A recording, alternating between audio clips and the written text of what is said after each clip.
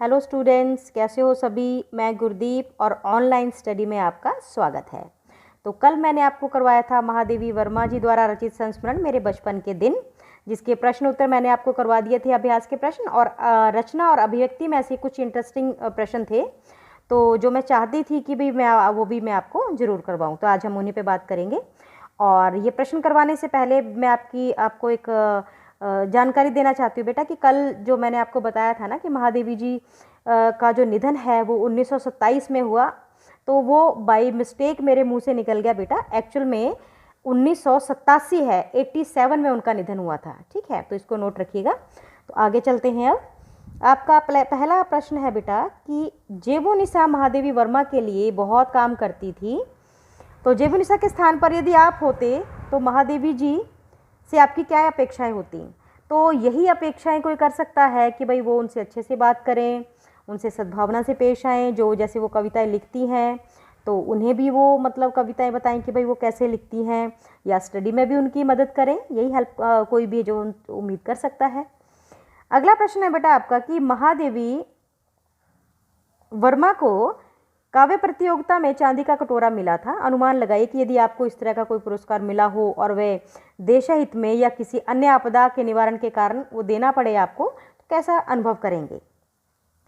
देखो बेटा, महादेवी वर्मा जी को एक काव्य प्रतियोगिता में इनको चांदी का कटोरा मिला था, जो उन्होंने खुशी खुशी महात्मा गांधी जी को दिखाया था। तो उन्होंने वो कटोरा महादेवी जी से लेके और ये कहा था कि इसे हम देश के हित में लगाएंगे, तो उनको बड़ी खुशी हुई थी। तो यही प्रश्न अब आपके ऊपर है कि आपको कैसा महसूस होगा।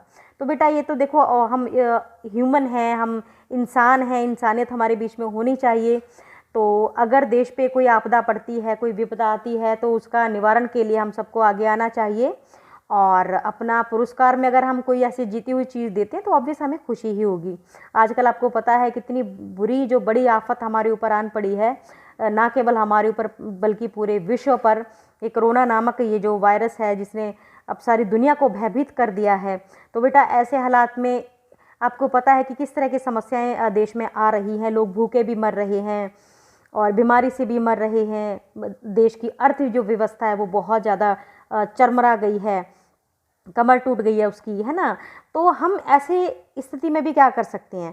तो हम क्या कर सकते हैं बेटा कि जो हमारे आसपास भूखे लोग हैं, जो बिना खाना खाए सोते हैं, तो हमारी कोशिश रहे कि उन तक अपने आप को सेव कर कर हम उन तक खाना पहुंचाएं। आपके आस पड़ोस में कोई भी भूखा ना रहे। तो इस प्रकार का काम हम कर सकते हैं। और यकीन मानिए, जब इस तरह का हम सोशल वर्क करते हैं तो एक अजीब सा जो सुखद एहसास है वो हमें होता है।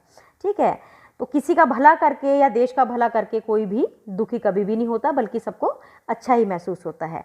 अगला प्रश्न है बेटा कि लेखिका ने छात्रावास के जिस बहुभाषी प्रवेश की चर्चा की है उसे अपनी मातृभाषा में लिखी। देखिए, महादेवी जी ने बताया था कि जहाँ वो रहती हैं उस हॉस्टल में, छात्रावास में अलग अलग स्थानों से आई हुई, अलग अलग शहरों से आई हुई लड़कियाँ हैं, अलग अलग राज्यों से, जिनकी भाषा जो है वो अलग है। सब एक जैसी भाषा नहीं बोलते।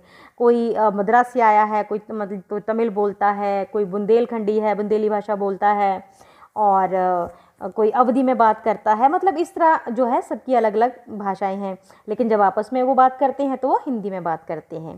ठीक है, तो इस तरह का जो परिवेश था, जो इसमें बहुभाषी मतलब अलग अलग भाषा की जो लड़कियां हैं वो आई हुई थी, तो उसको ये सब देख के बड़ा अच्छा लगता था। ठीक है, आगे है कि महादेवी जी के इस संस्मरण को पढ़ते हुए आपके मानस पटल पर भी अगर कोई बचपन की याद आ गई हो तो उसे हमारे साथ साझा करें, उसे संस्मरण शैली में लिखें। ठीक है बेटा, देखिए तो ह्यूमन नेचर है कि जब कोई अपने बारे में बताता है तो हम कुछ उससे रिलेटेड बात हमारे मन में भी आ जाती है, हमारे जहन में भी आ जाती है। ठीक है, तो अगर कोई आपकी याद कोई इस तरह की महादेवी जी से कुछ की तरह ही, जैसे उन्होंने अपनी यादें साझा की हैं, कुछ ऐसी ही कुछ मिलती जुलती याद अगर आपकी हो या कुछ अलग सी हो, कोई भी आपकी जो याद है बचपन की, उसे आप संस्मरण के रूप में आप जरूर लिखेंगे एक पेज पर। ठीक है, और आगे एक बेटा यहाँ पे आपका प्रश्न बनता, हाँ एक प्रश्न मैं और करवाना चाहती हूँ बेटा आगे बढ़ने से पहले कि एक इसमें कवित्री जी का आया था, सुभद्रा कुमारी चौहान जी का इसमें वर्णन आया है।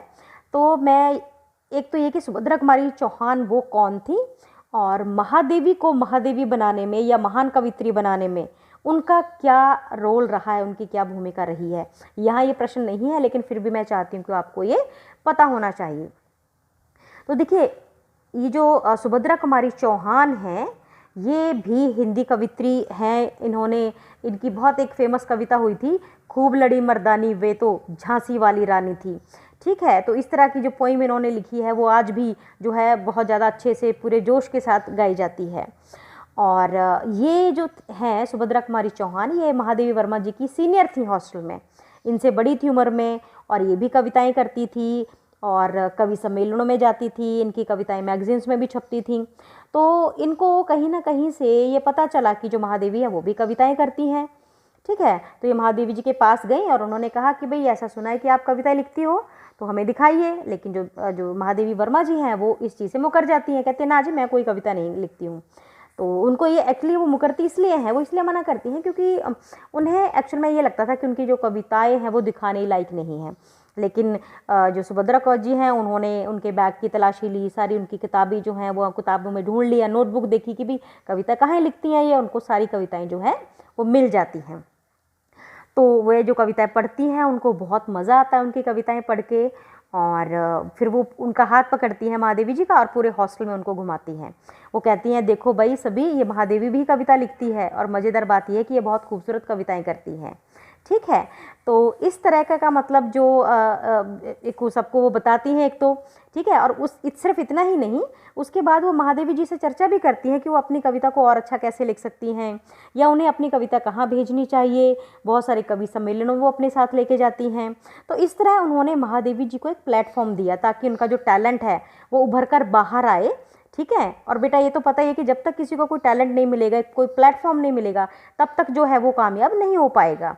तो ये बड़ी बात थी कि सुभद्रा कुमारी चौहान जी ने उनको एक जो है प्लेटफॉर्म दिया, उनको सही रास्ता दिखाया कि ये जो उनका टैलेंट है वो किस रास्ते से जाकर इस अपने शौक़ को और आगे बड़े स्तर पर इसको लेके जा सकती हैं। तो इस प्रकार जो है एक महादेवी, एक छायावादी जो कवित्री हैं, छायावाद की इकलौती कवित्री जो 4 स्तंभों में मानी जाती हैं, महादेवी जी हैं, वो उनका अस्तित्व है जो सामने आया। तो उनकी सुभद्रा कुमारी चौहान जी की भूमिका भी इसमें इस तरह से अहम ठहरती है। ठीक है बेटा, आगे आपका एक प्रश्न है बेटा कि निम्नलिखित शब्दों से उपसर्ग और प्रत्यय अलग कीजिए और मूल शब्द बताइए। तो देखिए बेटा, ये जो यहाँ पर दिया हुआ है ये शब्द हैं, इनसे आपने मूल शब्द को आपने अलग करना है, और ये जो इनका उपसर्ग क्या होते हैं बेटा, जो शब्द धातु के आगे लगकर उसका अर्थ बदलते हैं, मतलब जैसे नया शब्द बनाते हैं, और प्रत्यय होते हैं जो पीछे लगते हैं। तो सिंपल सी बात है, जैसे यहाँ पे एक शब्द है सांप्रदायिकता। ठीक है, तो इसमें जो मेन शब्द है वो संप्रदाय है, इसके आगे जो प्रत्यय क्या लगा है, सम भी है और प्र भी है। ठीक है, एकता ये है इसके प्रत्यय हो गई।